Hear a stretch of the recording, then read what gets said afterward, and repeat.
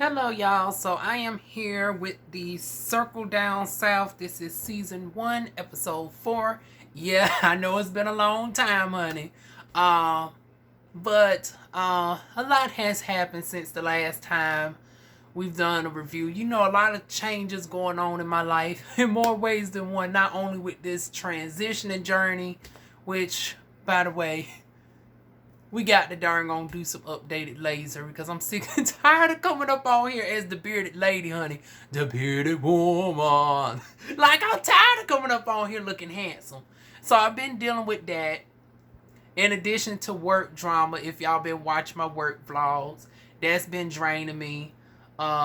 This love life, or more like the lack thereof, has been kicking my ass as well.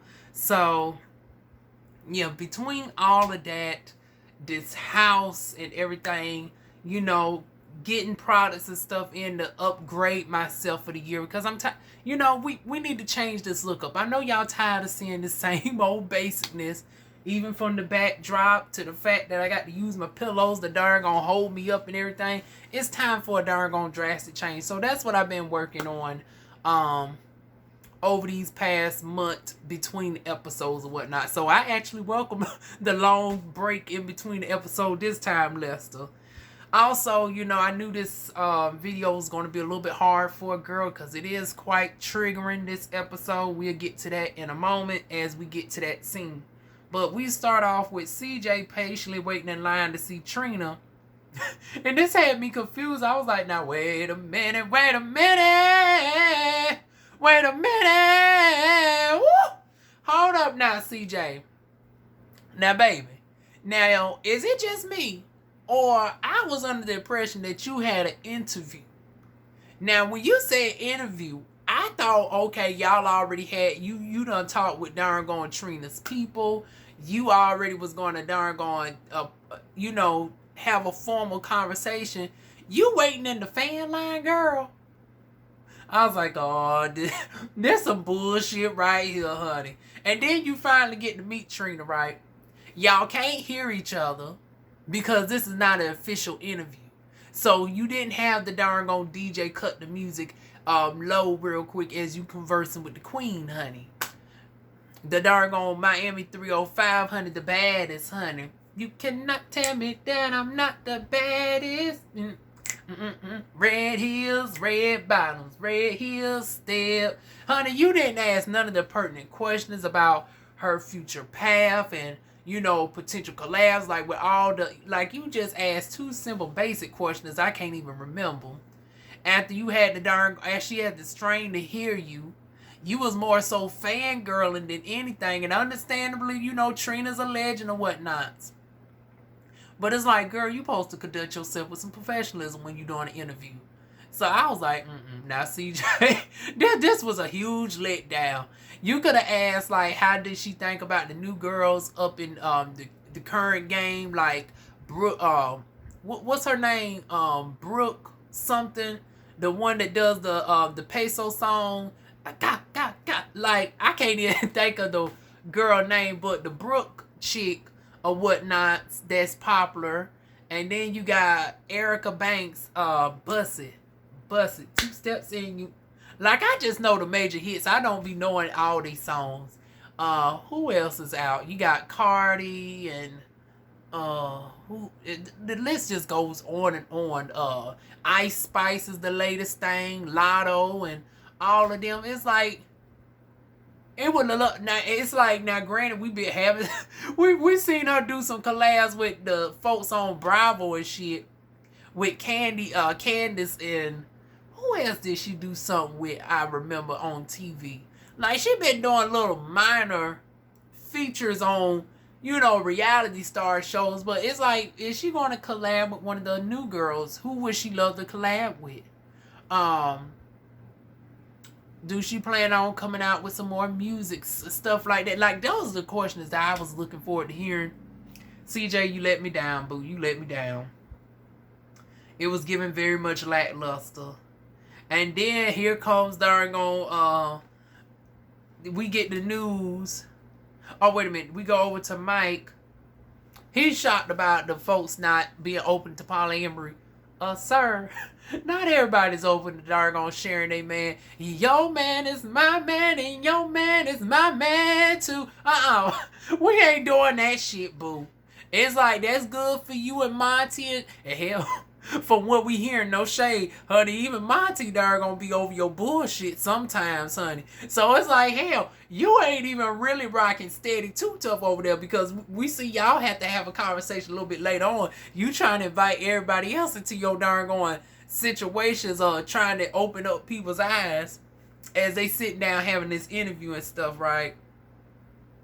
Ray revealed her and her wife are trying to have a baby.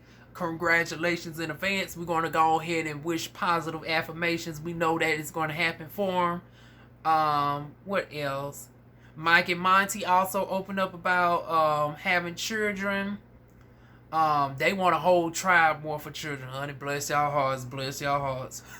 Y'all have all the children for me. I done long since gave up on that. It's like, shit, I can't even darn land a goddamn spouse. I think I just make for being a better auntie. I've been an auntie since I was like 16. And ironically, I've been an auntie to all my cousins and stuff, but I do got darn nieces and nephews. Just in case y'all don't, well, hell, I probably got way more than that, because I got like 8 siblings on my doggone paternal side I ain't never met. So, for all I know, I might be an auntie to like 10 plus children, but it's only 2 that I know of. Unfortunately, I've never talked with them at all. They toddlers anyways. But my younger cousins that are now approaching grown, one is grown. Well, both of them grown. It's like one is going on 23 this May. The other one is about to turn, let me see, she's born in 2004, so she'll be 19. And then the middle cousin, 2007, oh god, he's turning the infamous 16, and he's already a wild child already. And then the youngest one, he's turning 11. So yeah, I just make for a better auntie than mama or whatnot. So y'all have all the children for me, honey. So then we get over to Laterica and Way discuss their negative stereotypes surrounding lesbian couples. You know what, we are getting around to breaking those stereotypes, because for the longest it was, somebody had to be the doggone handsome stud and the other one had to be the lipstick. But now you got folks like the Brat, Missy Elliott, Queen Latifah, more so pushed to the forefront now, that's breaking those molds, where you can have like a quote-unquote stud that still exudes femininity when they want to.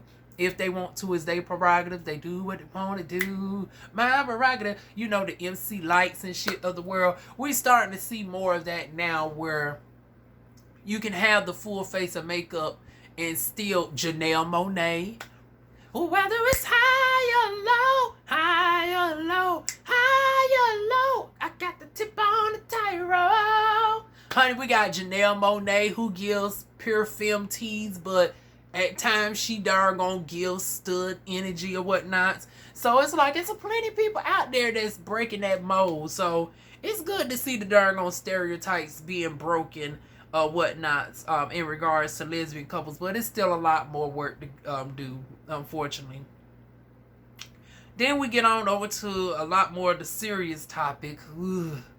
L Boogie comes from a large family, 2 brothers and 4 other sisters.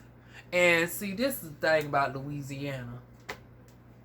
See, Louisiana just don't know how to make ugly. Y'all thought I was joking when I said that, because I got a couple of husbands that are from Dargon, Louisiana. Y'all know I claim Odell Beckham. Odell Beckham is my Dargon husband.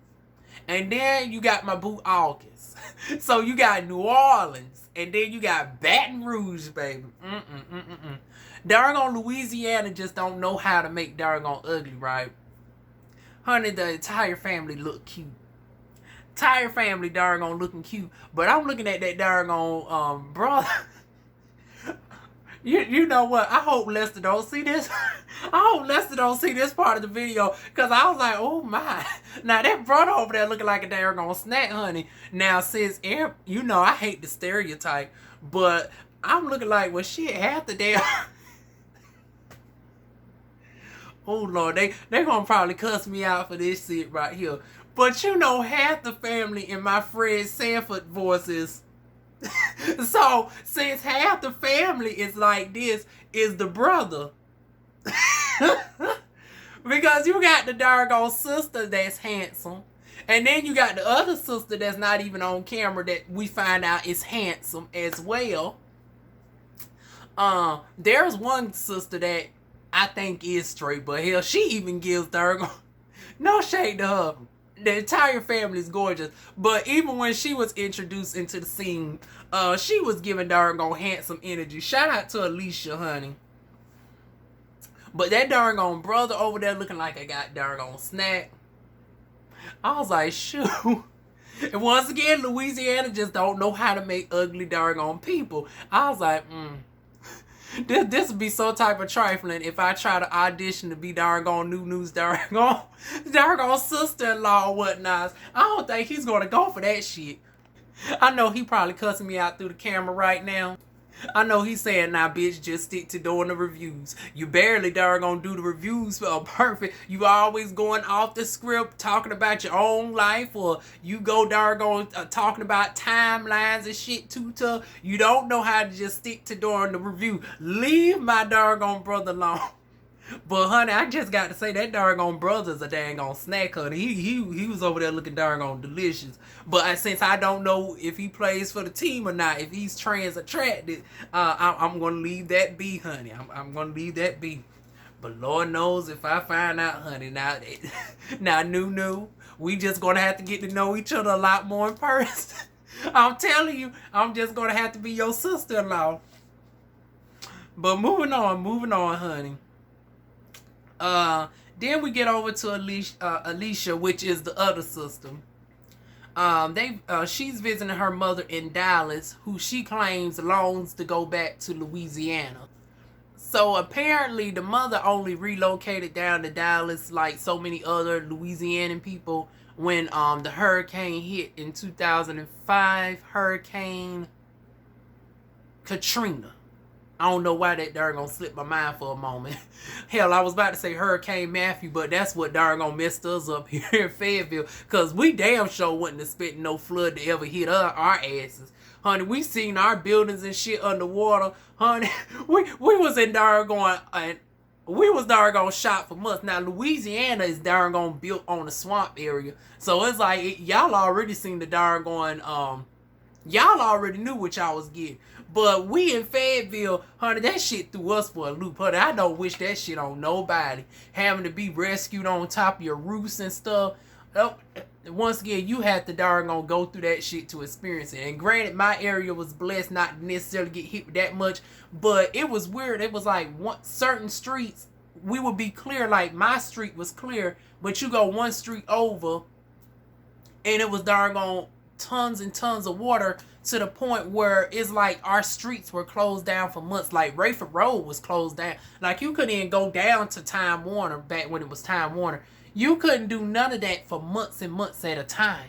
The library was partially flooded out at the bottom. The bank was submerged in water. Like that shit was darn crazy. So like I said, I don't wish that experience on anybody, honey. We in Fayetteville now can say we now know a taste of what the people felt like down in doggone New Orleans came Katrina, baby. But yeah, the mama's been down there ever since. She's fallen ill, unfortunately. She's in the hospital. Alicia is doggone checking on the mama and whatnot, praying that she gets better. Now I've heard dialysis was thrown in the mix. Now that does not necessarily mean that somebody has the C word when dialysis is in the midst, but usually 9 times out of 10 that's usually where it leans. Now you can have dialysis for general kidney failure issues and stuff in general, and they didn't go into detail. Now I would think if it was the C word they would have just said it, but they left it open. I've never heard them mention what the mama was going through, and maybe they respecting the privacy or whatnot. They don't have to show us everything.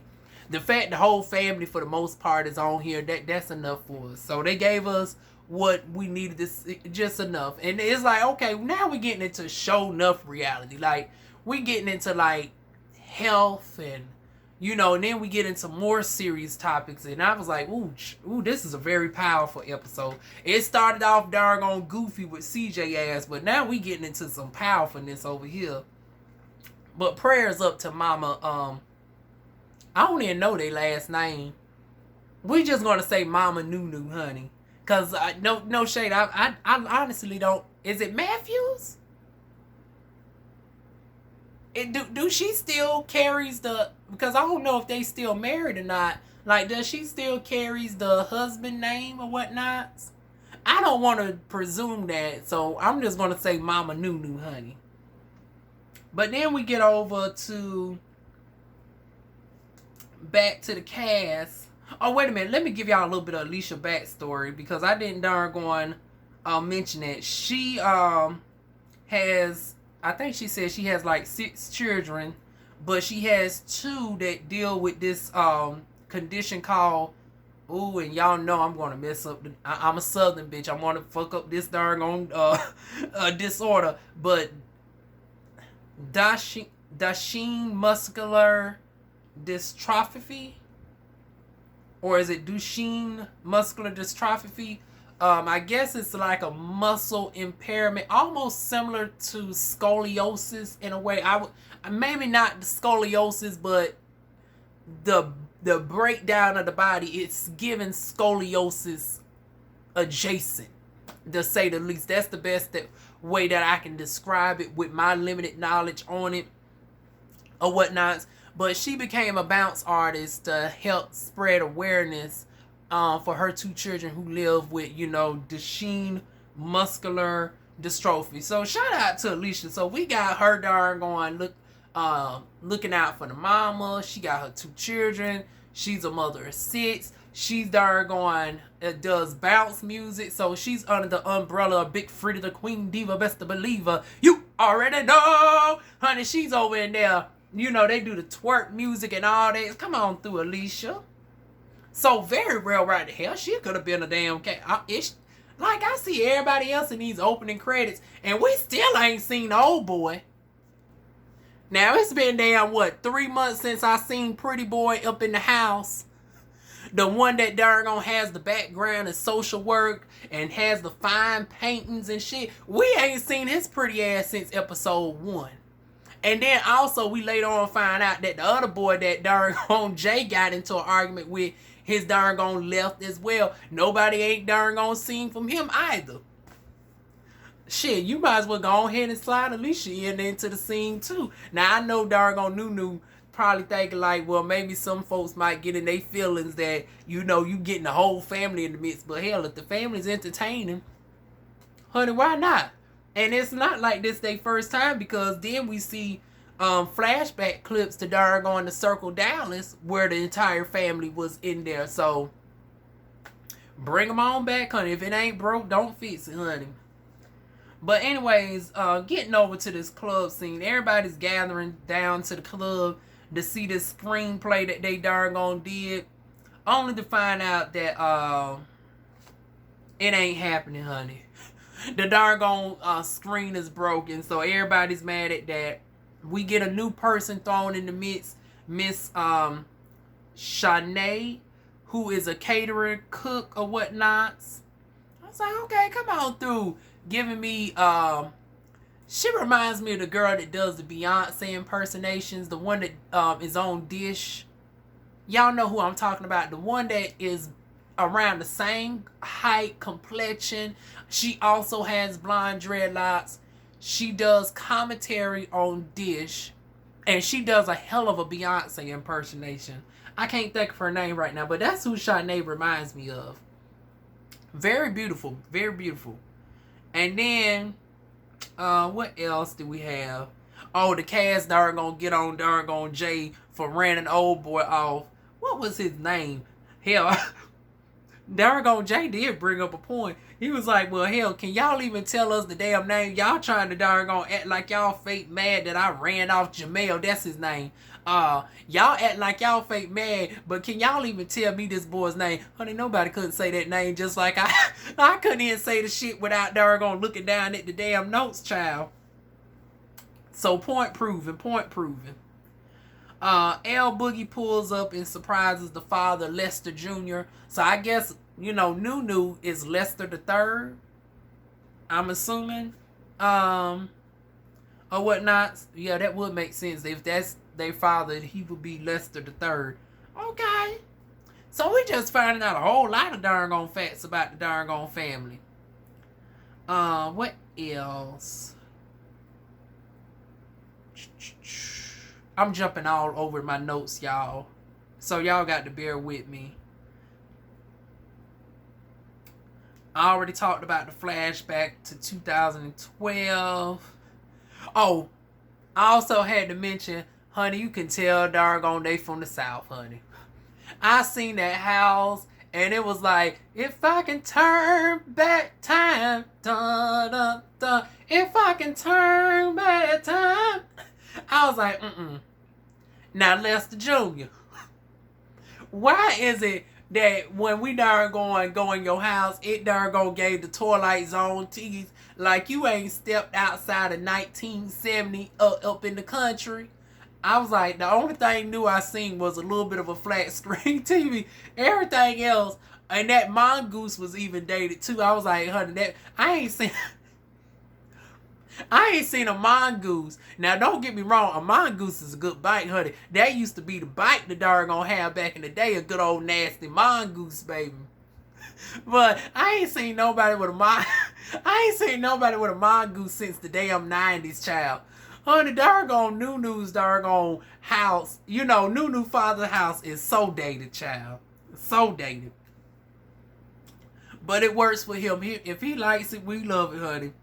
But yeah, they sit down and they catching up with each other and everything. And let me see. Oh, then we flash back over to doggone Robert preparing the girls for the showcase. See, this is where it's getting confusing for me because it's like it's serious subjects. Then we go back to light. So I guess they balancing it out, not doggone hit us too much all at once. So yeah, we had a quick scene with Robert preparing the girls. Jay is also helping out with the makeup or whatnots. And Jay, I ain't forgot now, boo. I'm still looking out honey, I'm doing my Mariah, not to put you on the spot, but I'm darn looking out at the mailbox like I'm looking at the mailbox like darn Mariah did from Married to Medicine when she wanted to get y'all remember Mariah went to that mailbox for that damn contract? And the contract wasn't there. I opened up that mailbox. I was like, ooh, I guess the package ain't came today. Don't worry, Jay. I'm very patient. I'm very patient. But I was like, honey, I'm waiting on her. I'm waiting on you and one other person too. I ain't forgot, boo. A matter of fact, on the next review, if it comes by the next review, honey, I'll probably do a separate video doing a makeup application with your palette and stuff, in addition to the fact that I would do the review. Matter of fact, if it comes back by the time the next review come out, and you got a good time with Lester, honey, Lester darn gonna have us wait about 4 weeks for the next episode. So we got a whole month to prepare. I'm gonna come on here with a full face. I'm going to have the doggone eyeshadow and everything. And I got lashes now, too. Honey, I'm really going to get glammed up on y'all for the next episode. Y'all won't see this basicness come episode 5. But anyways, y'all, back to the seriousness of it all. Elle is upset that the father feels comfortable talking about his sexual escapades, and he's talking about going to Africa and everything else, and the women that he's pursuing and all this, that, and the third. But when Elle does the same thing, all of a sudden he wants to get biblical and all this. I was like, this just like a motherfucker darn Christian darn helpful. It's like, and not to say that, not to be disparaging to Lester Jr. But it's like, I haven't heard you mention nothing about wifing nobody up. So you over there fornicating. You over there darn swinging your darn dick around, honey. But just because it's heterosexual, you think there's no problem with it. But your darn your daughter is darn on putting on the strap, oh, it's a problem. Oh, that's not God made Adam and Eve, and that's the only darn on part of the goddamn Bible that y'all darn gonna follow. So you ain't gonna follow darn on the one where it talks about adultery and all of those things. Thou shalt not lie. No, honey, we find out that there was quite a few lies by omission and, deceit going on in this darn on family.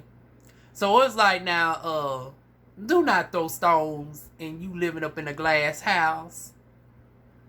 Now, just because you the father, don't think that you above not darn gonna getting critiqued by Diva Wine. Honey, y'all better tell y'all father, honey, ain't nobody off limits from getting this darn on critique over here, baby. I'm sorry, Lester Jr., but not sorry. Honey, you out of order. But moving on from that, then it gets even serious. They talk about the darn on, I don't know if it was a family member or somebody else, somebody that watched them when they was young, that was interested in getting with L. Now, this is a grown person, and both L and Nunu were children. I swear these new neighbors is getting on my nerves. And they are part of the same, for anybody who knows the neighbor drama, they call themselves darn on renting the darn on other place. It's like, I don't know what they doing. It's like there's another set of folks back there. And I'm trying to figure out, like, how what is this landlord doing of mine? That's a story time within itself. But back to the regular schedule programming. It's like we get over to L being darn going, talking about her almost being assaulted. She told the mama. Now, this makes me feel like it must have been somebody that the mama was dating or whatnot. And she darn gone is low-key upset that she about to lose her man behind her daughter darn gone saying some shit. Because that's how it came off. Because it's like, what mother slaps their child for bringing up something serious like that? Like, this giving me darn on the mama. And I hate to say it. I hate to say it. It comes off as if the mama was darn on. I'm just gonna say it, and I hope it ain't the. Now, do they all share the same mama? That is. Now, I really don't want to speak out of turn on this, because now I need some clarity on this. Is this the mama that is in the hospital that is? Because if that's the case, I'm really going to have to tread lightly on that. Like, I don't want to, me making jokes and shit. Like, I don't want to be making jokes and shit, and the mama might be in decline in health, because I ain't trying to have nobody cuss me out. And I'm not laughing at but laughing at the fact that I can see somebody coming up in my chat, I'm in comments, and cuss me out, rightfully so. So I'm going to tread real lightly on that. But y'all did introduce this to the camera, and I'm just giving my honest critique on this. The mama slapped L behind L telling the father. The father response was, just like so many dysfunctional black households when this subject comes up, usually if it's a close family member, and that what makes me think maybe it might have been a brother or something, because it's like, that's another scenario that could have been. And maybe it might have been an uncle or something of that sort. Because that's the only way I can see the father not completely going off either. Because the father he talking about he handled it behind the scenes. But I was like, okay, did you get a shovel, and did you go to the store and get some doggone acid? The acid that you pull in the pool and stuff. Did you get some ropes and stuff? Like, how did you handle it? Because short of that, it's like, if he's still walking and talking, you really didn't handle what needed to be handled. And it's like, you saying you tried your best, but obviously your best wasn't good enough, because your doggone children are still doggone dealing with this doggone decades later. Just because the trauma is not happening no more physically doesn't mean that the mental trauma is not still there. Because when you hold stuff in like this for years, when you don't go get the proper counseling and therapy for stuff like this, and that's another thing in our community that we're bad at. Not only do we darn allow, the pedos to darn still come to Thanksgiving dinner, which once again traumatizes the person all over again. Not only is you not calling the police, but you're going to darn re-traumatize the person by still having them around in close proximity to the darn said victim. Because y'all want the darn not ruin the image of the family under the guise of Christianity. But then you doing all this lying and deceits by omission and deceptiveness and all of that at the expense of your children. And then you want to turn around and critique your children for being of the community, living their best life, not darn committing any crimes.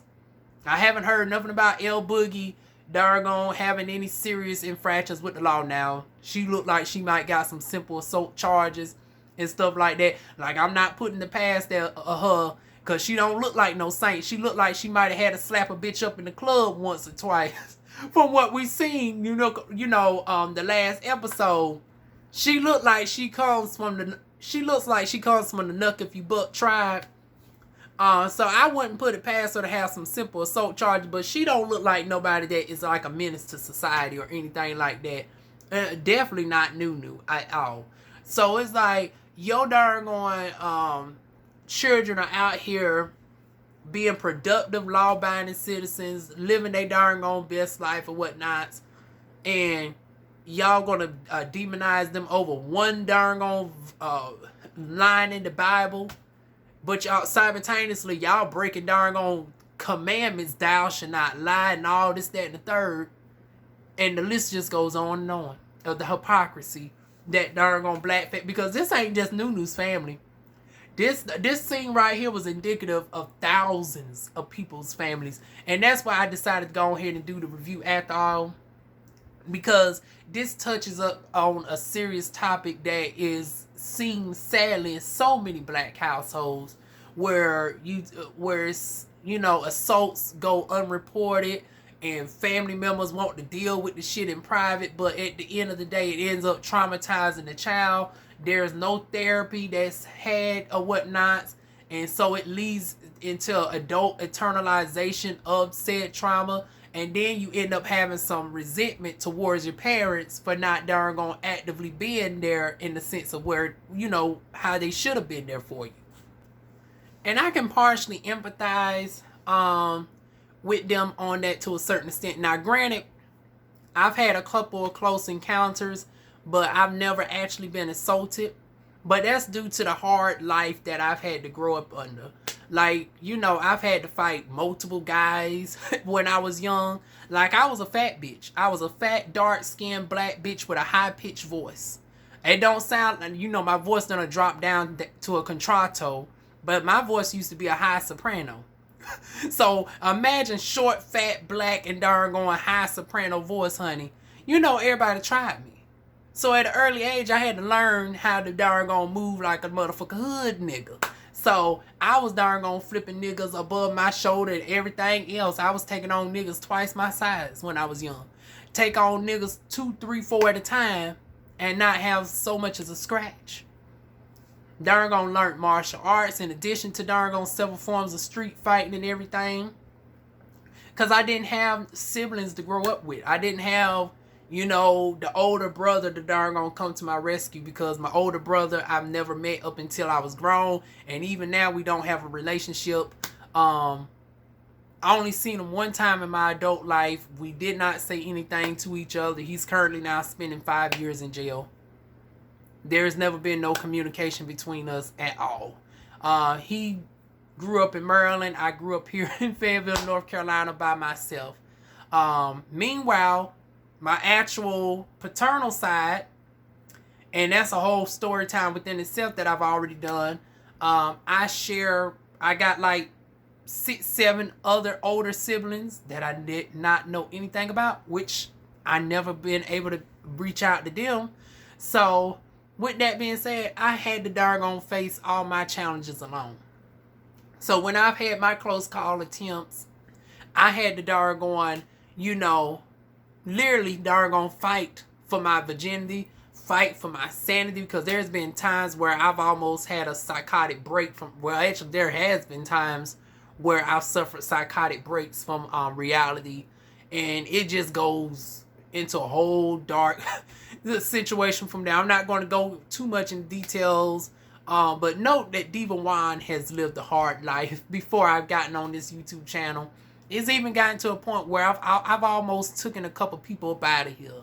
Like, Diva Juan can get that type of gangster. Like, if y'all know anything about the 2-6, and I ain't talking about the doggone rap version that J. Cole raps about. I'm talking about if you really know about that 2-6 life.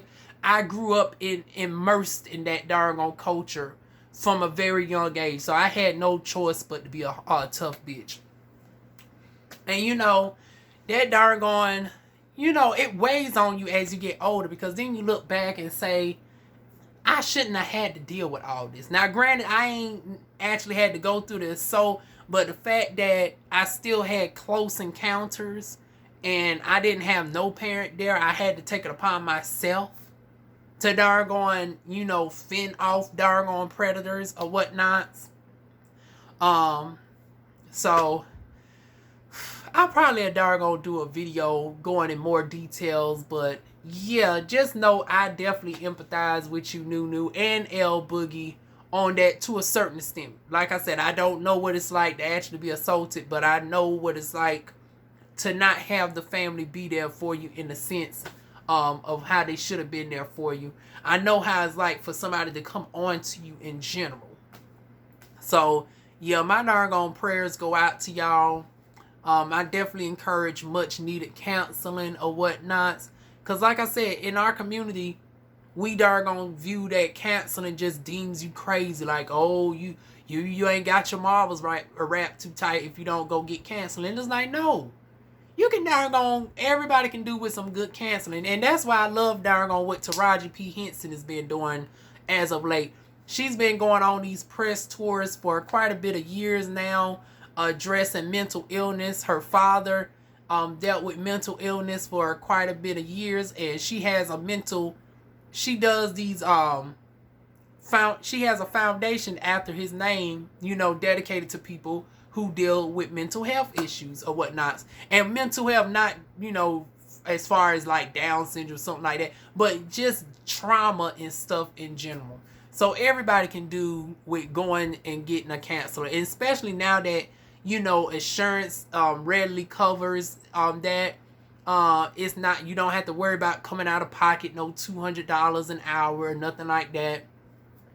Also, it's covered under telehealth medicine, so you don't even have to leave your house if you want to. Because y'all know I dealt with a condition called agoraphobia for over 10 years, where granted mine wasn't as severe where I was homebound, but due to all the trauma that I dealt with when I was young, it created a situation where I became so isolated, where I would limit my, you know, outdoor exposure. It's like, of course I can go out and communicate with people here and there, but for the most part, I did not go to concerts. I did not go to clubs. I would not dare do any of those things for well over 10 years of my life. And that was brought on due to years of ongoing trauma that I had to deal with by myself, not having the, you know, the privilege of going to a counselor, a therapist, or anything of the sort until I was grown and I was able to take it into my own hands. So yeah, this is a cautionary tale to every black parent out there that has situations like this. Definitely believe your child. Definitely take the right steps. Get law enforcement involved. Don't darn do like so many other folks and fail your children in the sense of just darn trying to address the situation quietly, because you don't do nothing but harm the children even more and create darn dramatic trauma down the road by trying to sweep it up under the rug for the sake of, oh, maintaining the Christian darn perfect image. And that's all I got to say on that. I'm not going to get too heavy into it. Like I said, this was a very powerful episode. I definitely commend Nunu for being able to tell his truth, and L Boogie, and letting us into their family dynamic, and for us to see this as far as on, because we see the catty arguments and dramas with Chasing and the Chasing franchise and all of those, but we don't really see real storylines like this being talked about. So Nunu, you really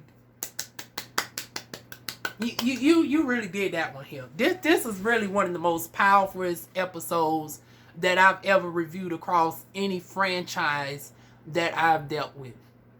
So shout out to darn Nunu for dealing with all that he's had to deal with, and yet he's still persevered, and darn he's now up to the level that he's at now.